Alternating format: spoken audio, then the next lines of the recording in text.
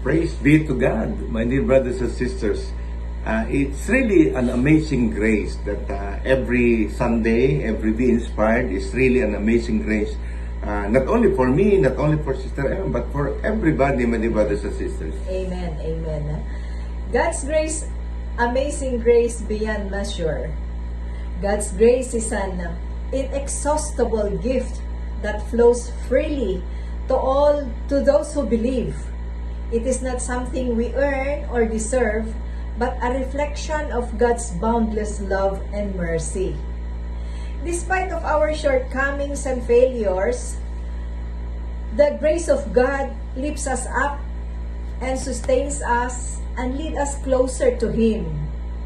When we feel weak, unworthy, we can rest in the truth that His grace is sufficient and unending.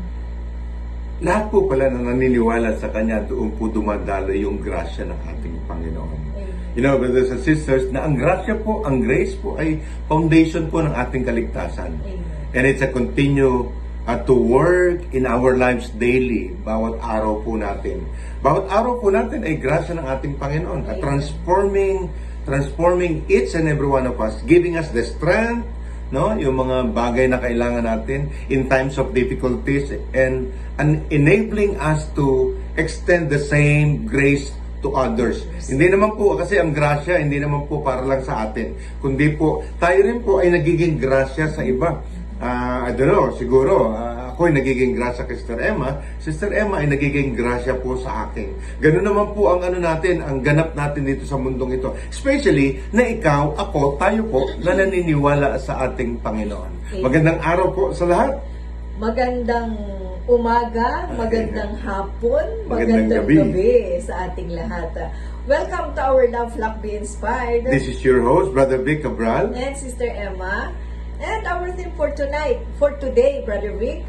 It's really a God's amazing grace beyond measure. Amen, amen. And so, brothers and sisters, bago po tayo magpatuloy sa ating pong talakayan o sharing ng ating pong team, ay manalangin po tayo. Ating pong pagnilayan sa ating panalangin, ito pong ating pong pagyayamanin na team, na tema, Amazing Grace Beyond Measure. Amen.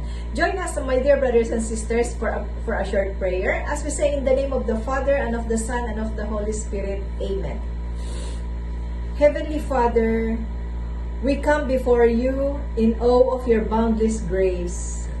Thank you for the gift of your unearned, unending love, unending graces that reaches beyond our failures and lift us up. As we gather in your name, we ask that your grace fills our hearts, transforming us and guiding our steps. Help us to live in the fullness of your mercy and extend that same graces to others. May our words, thoughts, and actions reflect the beauty of your amazing grace today and forever. In Jesus' name we pray. Amen and amen. Hail Mary, full of grace, the Lord is with you. Blessed are you among women, and blessed is the fruit of thy womb, Jesus. Holy Mary, Mother of God, pray for us sinners, now and at the hour of our death. Amen. Glory be to the Father, to the Son, to the Holy Spirit. As it was in the beginning, is now, and ever shall be, world without end. Amen. Most Sacred Heart of Jesus, have mercy on us. Immaculate Heart of Mary, pray for us. Saint Joseph, pray for us. Saint Lorenzo Ruiz, pray for us. Saint Pedro Calungsod, pray for us. in the name of the Father, of the Son, of the Holy Spirit. Amen and amen.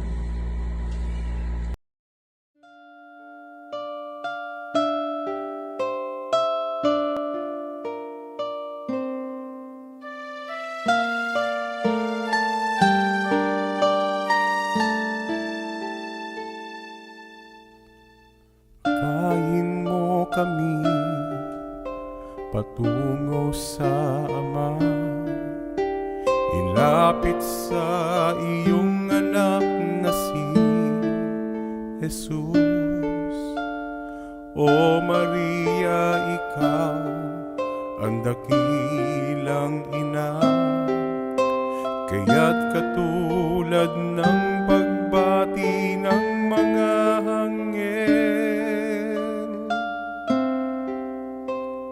Aba, Ginoong Maria, napupuno ka ng grasya, ang Panginoon ay sumasayo. Bukod kang pinagpala sa babaeng lahat, at pinagpala naman ang iyong anak na si Jesus. Santa Maria, Ina ng Diyos, ipanalangin mo kami makasalanan, ngayon at kung kami mamamatay.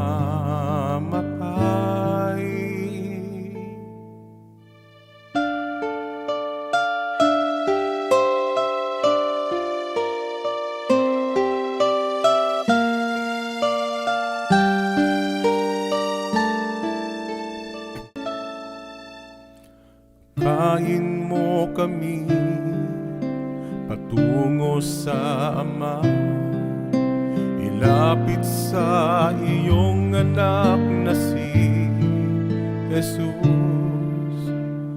O Maria, ikaw ang dakilang ina, kaya't katulad ng pagbati ng mga anghel, aba,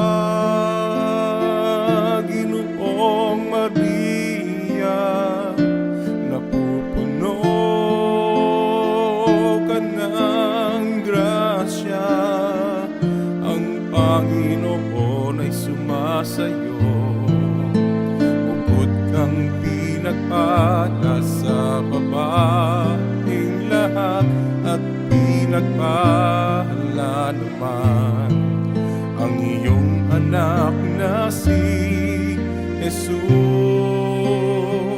Santa Maria, Ina ng Diyos, ipanalangin mo kami makasalanan, ngayon at kung kami mamamatay. Amen. Amen. Amen.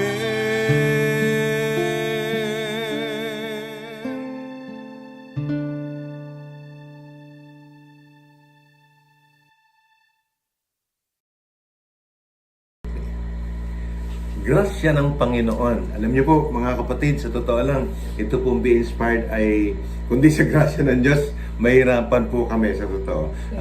Why? It is because there are times na nangihina din po ako Nangihina din po Sister Emma.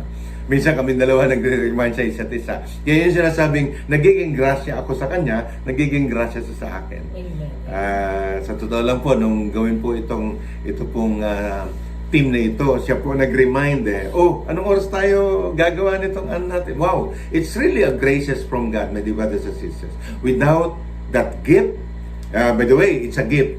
Hindi yan yung na-earn natin, hindi yan yung nagagawa natin. It's a gift from God. Pero ano ang dapat natin gawin? To believe.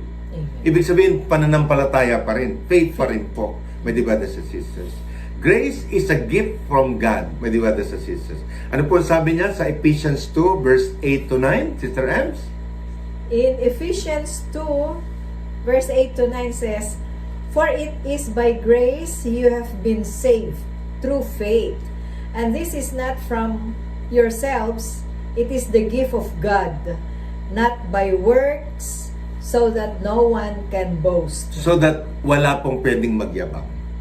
Na kung hindi sa grasya ng Diyos, wala po tayo. Amen. Sa totoo lang, yung ating pagkakalikha, grasya po ng Diyos Lahat po ng biyaya na tinatamasa natin, yung nakakamtan po natin, ay grasya po ng Diyos. Hindi dahil sa galing mo. Sorry po, hindi, nung araw kasi, Sister Ems, nung araw, nung hindi ko pa ganun kakilala ang Diyos, kala ko sa galing ko eh. Kala ko magaling ako manap ng pera, magaling ako manap ng hanap buhay. Yun ang akala ko. But now, yung nakita ko at na-witness ko na kung hindi sa grasya ng Diyos, wala ang lahat. Amen. Di ba? Amen. For it is by grace, tayo po naligtas dahil po sa grasya. Pero siyempre, mayroong pananampalataya. Kasi how we can be saved if we will not believe?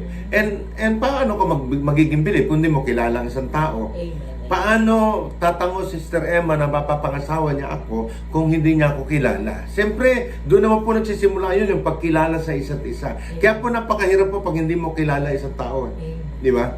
Yun sinasabing earn it. Yung faith ngayon yung in-earn natin by knowing, believing, trusting, no? And have faith or expectant faith, my dear brothers and sisters. It's a gift from God. No one can work it. Sa totoo lang, yung grasya. Sabi nga po sa scripture, para daw po walang pwedeng magyabang. God's grace is the very reason of our salvation, my dear brothers and sisters. A gift freely given, not to earn by our action, but the effort of God. Why? It is because mahal tayo ng Diyos. Amen. God's love. Kaya nga sabi sa 1 John 4 verse 8, God is love. Ang meaning po ng Diyos ay pag-ibig. Kundi marunong umibig ang Diyos, hindi po sa Diyos. Kahit nga makasalanan ka, kahit makasalanan ako, kahit makasalanan po tayo, mahal pa rin tayo ng Diyos. Alam po ba natin yun na kahit pag lumalayo tayo sa Panginoon, akala natin malayo na tayo? No, malapit po siya sa atin kasi sinusundan niya po tayo. We need only one step going back to God. Yun ang paborito ko. Only one step going back to God. At magkakasalubong po tayo ng ating Panginoon. Bakit po? Kasi mahal ka ng Diyos. And that is the graces from God, my dear brothers and sisters. Ang kanya pong grasya ay sufisyente, complete, sakto, puno. Walang labis, walang kulang. Amen. Ano yun eh, parang sinasabi natin, I came that you may have life abundantly. John 10:10. Nagpunta ako rito upang kayo ay bigyan ng buhay, ganap at kasiyasiya. Sabi po niya sa 2 Corinthians 12 verse 9. In 2 Corinthians chapter 12 verse 9 says, My grace is sufficient for you, for my power is made perfect in weakness. Therefore, I will boast all the more gladly about my weaknesses, so that Christ's power may rest on me. Si San Pablo po ang nagsasalita po dito. Letter po niya ito para sa mga taga-Corinto. Tiga sa Corinthians. So, meaning, si San Pablo, the charismatic Saint Paul, my dear brothers and sisters, siya po yung nagsabi na, My grace is sufficient for you, for my power is made perfect in weakness. Therefore, I will boast all the more gladly about my weakness, so that Christ's power may rest in me. Ibig po sabihin, ang grasya po ng Panginoon ay sakto, kompleto, unlimited. Sabi ni Sister Emma, yung wala ka nang hahanapin pa na grasya. In our weaknesses, my dear brothers and sisters, God's grace shine even brighter, no? Mas matindi, giving us the strength, lakas that we need to persevere, to have patience, para ang tawag doon, makapaghantay tayo, endurance, no? Yun po yung para ang grasya po ng ating Panginoon ang nagbibigay po ng sufficient power, sufficient strength sa ating pong mga kahinaan. Madalas po mahina po tayo, sa totoo lang, konting bagay lang, di ba? Bumibigay, konting bagay lang, di lang napagbigyan, bumibigay. Kasi hindi na pagbigyan. So, yun ang ibig sabihin, my dear brothers and sisters, ang Diyos pa rin po ang nagsusustain sa bawat isa po sa atin. Amen. Third, God's grace is greater. Mas matimbang, mas makapangyarihan, mas malaki. Mas ano yun, if we will say great, malaki talaga. Okay, ano sabi niya sa Roma? More than enough. More than enough. Okay, praise More God. than enough. Sabi ni Lord in Romans chapter 5 verse 20 says, But where sin increased, grace increased all the more. Ang hirap i-reconcile nun. Tindihin po natin mabuti yun. When our sin increase, ang kasalanan o mistake ay lumalaki, dumadami, ang grasya pala ng Panginoon ay mas nag-i-increase all the more than our mistake, than our sin. Matagal namin pinag-usapan, Sister Emma, yan. Sa totoo lang. Totoo naman, agree ako, Sister Emma. Bakit ganun? Nag-i-increase yung sin ko, tapos nag-i-increase yung grasya ng... Of course! Yun yung sinasabi, no matter how great our mistake, my dear brothers and sisters, God's grace is always greater and more powerful to restore us. Para po, ano yun transformation, Sister Ems? Di ba? Restoration. Ang tawag doon, ibabalik muli yung ating lakas, ibabalik muli yung ating joy, peace, kindness, because of that graces of God. Hindi naman po nakakaya natin eh. Wala, sorry po. Lagi tayo bumibigay eh. Bumibigay tayo, tapos eto na ang Panginoon. Bibigay pa ulit tayo. Minsan ganun po tayo, sa totoo lang eh. Parang yung kay Father Eric. Di ba yung sinasabi niyang pag nadapa ka, di ba? Sabi niya ng late Father Eric Santos, sabi niya, pag nadapa ka, bumangon ka, nandiyan ng Diyos, yayakapin ka, patatawarin ka. Pag nadapa ka uli, bumangon ka, nandiyan ng Diyos, yayakapin ka, dalawang kamay, tatanggapin ka. Pag nadapa ka pa uli, Diyos ko naman, dapa ka na naman, sabi niya, wala ka nang ginawa kundi dumapa. It's a joke, but my dear brothers and sisters, ang Diyos po, handa pong umalalay sa atin. Amen. Walang kasalanan na hindi niya pwedeng patawarin, kapatid. Sa totoo lang. Kahit ano pang kasama, kahit ano pang kadami ang ginagawa nating kasalanan, ay isa lang po ang solusyon, magbalik loob. Repentance. It's only turning to God. And how to turn to God, Sister M, di ba?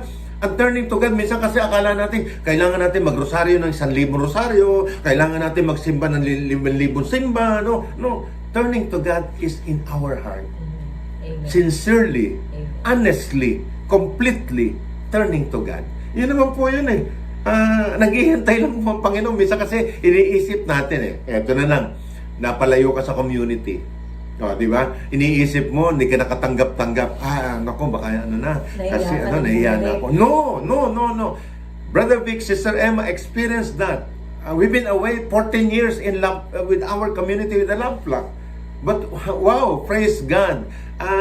Dobleng kamay paa nung makita ko yung mga dati nating kasama. Praise be to God. It's the graces from God. And I'm sure, Sister M, grasya rin po ng Panginoon yun doon sa mga kasamahan po natin tumatanggap eh. Oh. Di ba? Blessing. Like for example, nasaktan ako. Kapag nakita kita, di ba? Kung hindi may grasya ang Diyos, hindi mo kaya magpatawad. Ang pagpapatawad mo, grasya din ng Diyos yun eh. Bigay din ng ating Panginoon eh. Ano yung sasabihin mo? Ano ko sasabihin?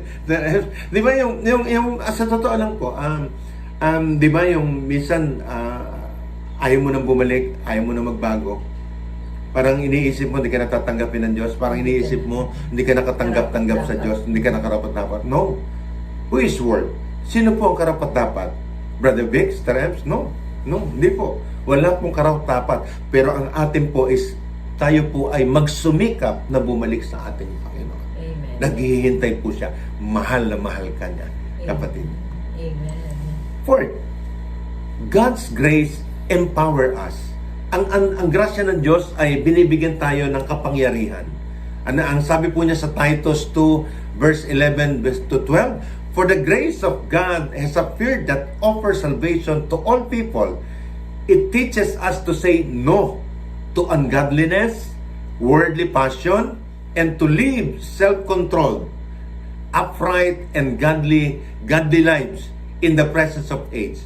Ibig sabihin, my dear brothers and sisters, ang grasya ng Panginoon not only save us, but also empower us to live righteously. Amen. Ayaw mo na ng pangit na music. Ayaw mo na ng, mga barkadang maglalayo sa iyo sa Panginoon. No, di ba? Yung mga barkadang gagawa ng mga kasalanan na ikaw magkakasa. Napansin niyo po ba yan, kapatid? The more you go to the Lord, the more na umayaw ka na sa mundo. yes, that's the exact word. Sister M. At yung mga salita mo, ayaw mo na magsalita ng hindi maganda, na hindi ka pupulutan ng aral. Amen. Yung mga ngiti mo, kailangan yung ngiti na hindi na ngiting aso. Di ba? Ngiti na natural na ngiti. Ngiti po na gagaling sa ating Panginoon. Yun yung grasya ng ating Panginoon. It teaches to say no to ungodliness, to worldly passion. Amen. Yung mga buhay na hindi ka aya-aya sa Panginoon, di ba? Yung mga gawain na hindi ka aya-aya sa Panginoon, ayaw na natin ng gano'n. Bakit? Because of the graces of God. Pwede ba, sa sister? Meron pong tanong paano po ba natin na-experience ang grasya ng Diyos sa panahon na tayo ay mahina? Sa panahon na tayo nagkakamali? Siguro sa akin, Sister Ems, ang sa akin, pagka nagkakamali ako, yung lagi akong binabalikan ni Lord na, hindi, para mas sinasabi sa akin ng Holy Spirit na, anak, hindi yan bagay sa'yo. Ang pangit mo pag nakasimangot ka. Ang pangit mo pag nakagalit ka. Ang pangit mo pag gumagawa ka ng mali. Parang yun ang message sa akin. In the moment of my weakness and my failure. So it's still the graces of God. In what ways can you extend grace to others as God has extended grace to you? Parang yun yung, Brother Vic, yung prayer na, Lord, bless us that we will be a blessing to others. Amen. Amen. Parang ganon. Yun ang isang bagay na biyaya din ng ating Panginoon. Grasya din yun na wag nang pag-usapan yung material na bagay. Yun lang, sabi mo nga, ngumiti ka lang, di ba? Grace yun yung pagngiti mo O pagkumusta. Yung pagkumusta mo. Na-experience natin yun na, sino ba yung bago sa community natin na sabi niya, yung ngiti daw, hindi nga ngiting aso. Yung sinishare niya. Godly smile. Yes. At sabi niya, parang mahihiya ka ng hindi pumunta uli sa community kasi parang inaasam-asam mo yung ngiti nung kapatid natin na nandun na parang yun yung nagbibigay ng encouragement Amen. sa iyo. Encouragement. Amen. Ito yung isang magandang tanong, Sister Ems. What does it mean to us, to you, to me, that God's grace is sufficient in all circumstances? Ito, mas maganda po ito. Kasi may mga bagay, sitwasyon, sa pag-usapan na lang po namin yung buhay po namin mag-asawa, buhay namin pamilya. Hindi naman po, may mga problema, may mga pangailangan, but God sufficiently supply. Di ba? Nakakatawa ko minsan. Na ano ko yun, Brother Vic, sa maraming grasya na pinagkaloob ng Panginoon sa atin, there's God's grace na sufficient in all circumstances nung nagka-COVID ka. Oh, yes. Grabe yun. Siyempre, alam mo, kabahan ka, malulungkot ka, matatakot ka. Bakit? Mamamatay si Brother Vic. Di po ba? Hindi pa yon. Ano pa? Kasi nung panahon na yung Brother Vic, yun yung wala pang masyadong gamot para sa COVID. Yun na nga. Yun na nga. Lahat na lang trial and error. Na they'll be spending millions, di ba? May kaibigan tayo na they spend millions pero wala Namatay. Namatay I think din. 10 million ang ginastos sila. Husband and wife kasi yun. So, parang ganon, iniisip mo yung nung nagka-COVID ka nga. Although ako noon, nakasandal ako sa mga promises of God na sabi ko, Lord, inalaw mo to, dadaanan lang namin to. Sabi mo nga, dadaanan lang namin. Ang sitwasyon, kapatid, problema, trials, difficulties, ako yun ang isa natutunan ko Nung araw, sabi ko, Lord, bakit may trials ako? Lord, alisin mo ito. No. Now, ang lagi kong dasal ngayon, Lord, samahan mo ako. Amen. Sa dinadaanan natin. Amen. Kasama kita Kaya nung nasa COVID room ako noon, I tell you, brothers and sisters, minsan parang masabi ko masaya pa ako doon. Sa totoo lang. Bakit? Talagang doon ko nakita na si Jesus lang ang kasama ko. Amen. Walang ema na alalay sa akin. Walang mga anak na alalay sa akin. Yes, may communication, but in that room, that small room, oh my God, I tell you, my brothers and sisters, doon mo makikita ang grasya ng Diyos na hindi natin kinaya, na hindi tayo ang gumawa, kung hindi sa grasya ng Diyos. Amen. Yung pong ginagawa namin ni Sister Emma sa Be Inspired sa mga outreaches, kung hindi po sa grasya ng Diyos, hindi po namin magagawa. Sa totoo lang. Kung isipin po namin yung pong pagpapamilya, o let us say kami mag-asawa, sa kalakaran ng mundo, hindi ito yung ginagawa na ano. Siguro mayaman na ako, mayaman na tayo. Yun siguro ano. Pero hindi yun ang layunin ng Panginoon. Ang kasayahan pala hindi po sa pera lang. Ang kasayahan po pala hindi sa material. Recently lang sinuko namin yung isang material na bagay sa amin na akala ko masasaktan ako. No. Nagtatanong kami mag-asawa when we surrender that new car. Wala po. It's normal. And that is grace. And that is graces from God. Kasi kung hindi pa sa Panginoon yun, magka-question si Brother Vic, magka-question si Sister Emma, magre-reklamo si Brother Vic, magre-reklamo si Sister Emma. But no. Ano sabi ni Sister Emma? So, praise God. So be it. Na-miss daw po niya yung pagko-commute. Sa totoo lang. At saka may additional learnings. Kasi 'di ba? Meron na palang apps para tumawag, para puntahan ka ng taxi, puntahan ka ng Grab. Dati pupunta ka pa sa labas. Amen. Praise God. And so my brothers and sisters, may we live each day in awe of the immeasurable graces from God that He has always outpoured to you, to your family, to your work, to your ministry, to your community, to our community, and seek to reflect that same grace to those around us. Sana po hindi po sarilinin natin yung grasya. Sana po ang grasya po ay ibahagi din po natin sa iba. Sister Emma. Amazing grace. No words to express. Basta naniniwala ko, amazing grace talaga na to God, all things are possible. Of course, as we always say, sa tao po ay imposible, pero sa Diyos po, wala pong imposible. Amen. Lahat po nagagawa niya. Bakit po? Dahil po sa grasya. Grasya. Manalangin po tayo. Sa ngalan ng Ama, ng Anak at ng Diyos Espiritu Santo. Amen. Amang Diyos na sa langit, we stand in awe of your amazing grace that goes beyond measure. Hindi namin masukat.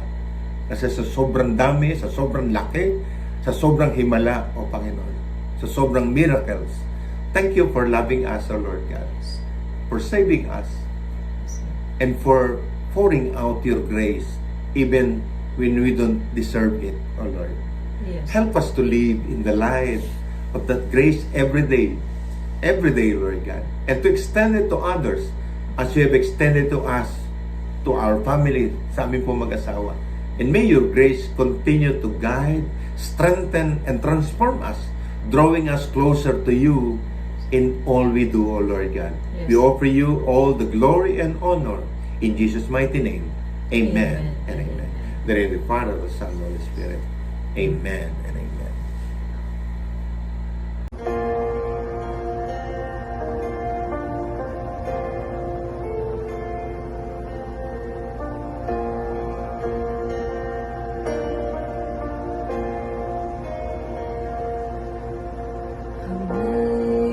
Amazing grace, how sweet the sound that saved a wretch like me. I once was lost, but now I'm found. Was blind, but now I see. This grace that taught my heart to feel, and grace my fears relieve. How precious did the grace appear the hour I first believed. My chains are gone,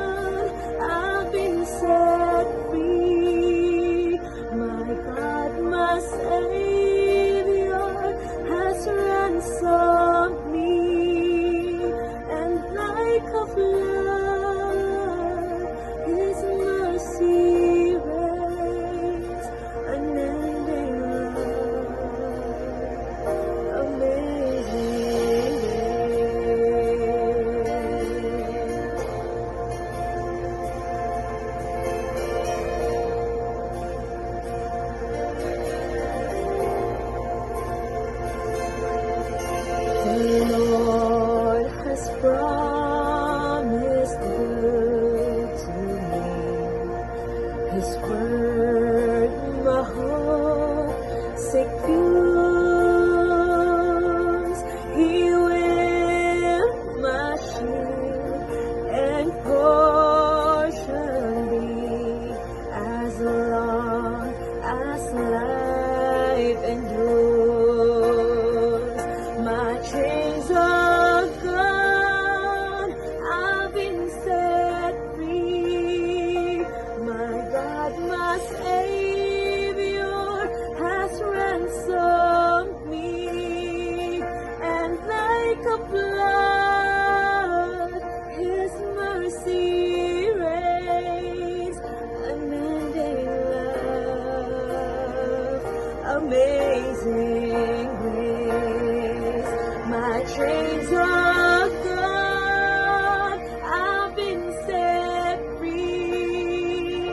My God, my Savior has ransomed me, and like a flood, His mercy reigns, unending love, amazing grace.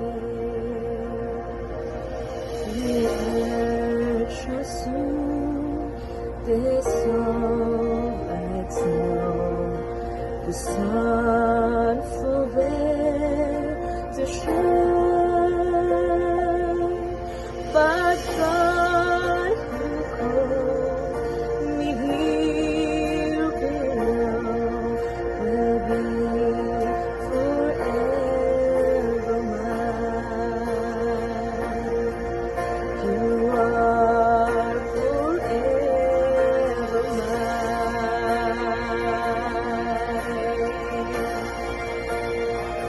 My chains are gone, I've been set free.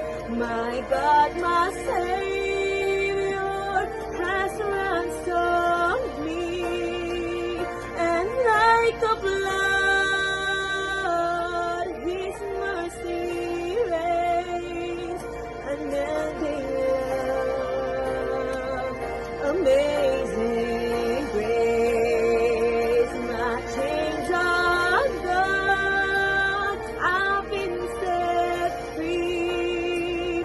My God, my Savior has ransomed me, and like a flood, His mercy reigns, unending love, amazing grace.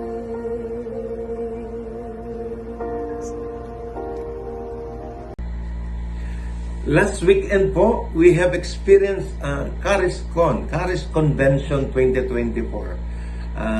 Almost 2,500 people gathered in International Convention Center. Of course, with our delegates from Lamplac, Maine, and other chapters, around 37 delegates, with Brother Jing and Sister Au, Brother Rapi, Brother Kiko, no? Kasama po natin sa, talaga pong tinamasa po natin yung pong sinasabi namin nila Brother Rapi na kung hindi dahil sa baptism in the Holy Spirit, wala po tayo rito. Sa grasya ng Diyos. Sa grasya ng Diyos na ibinigay po sa atin.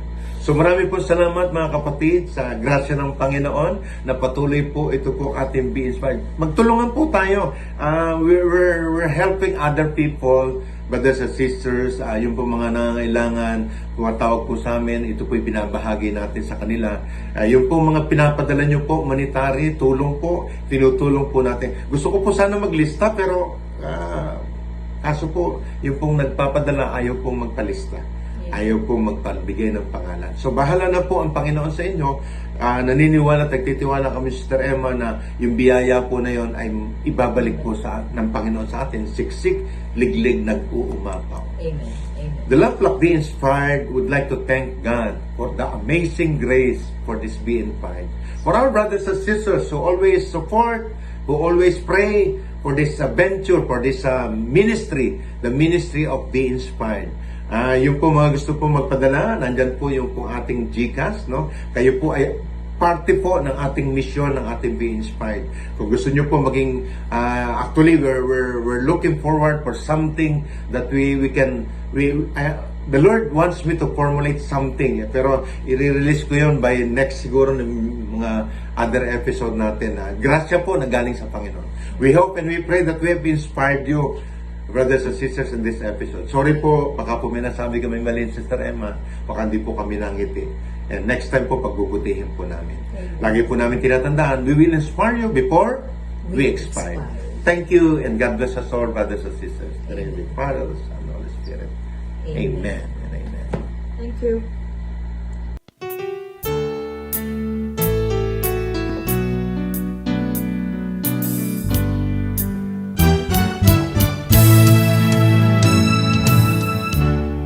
Starts with something little,